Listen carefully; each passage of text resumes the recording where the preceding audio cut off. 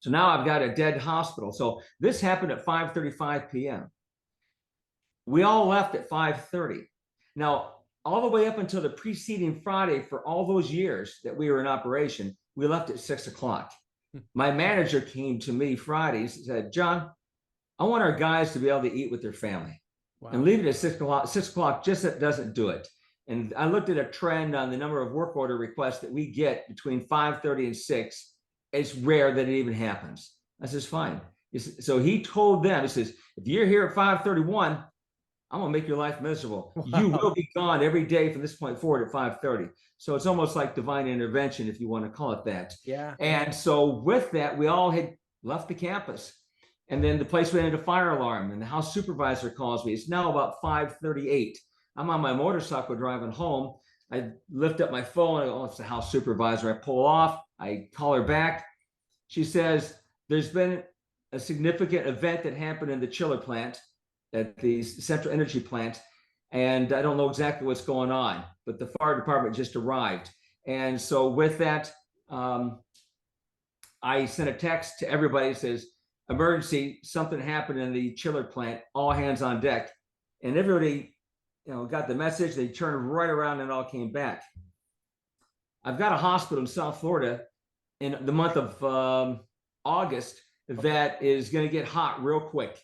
Yeah. And so with that, I start working with the house supervisor. We did an incident command. We're planning an evacuation because I don't know if I can get this chiller plant operational again with all the damage that occurred.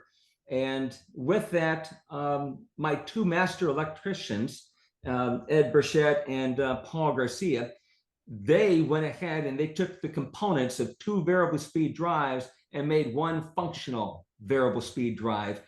And Paul called me an hour and 20 minutes after this event started and says, John, don't evacuate.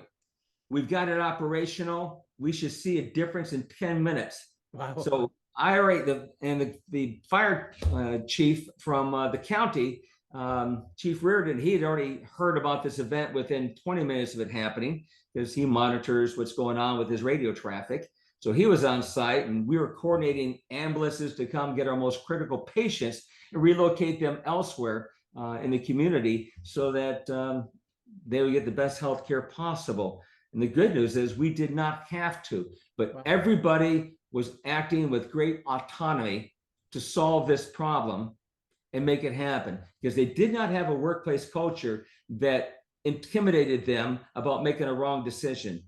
They did not have a workplace culture that required that they always get permission, because I've always trained my Marines and I've always trained my civilian employees for the last 20 years in healthcare that they have the autonomy to make any decision that they need to make in the best interest of patient care.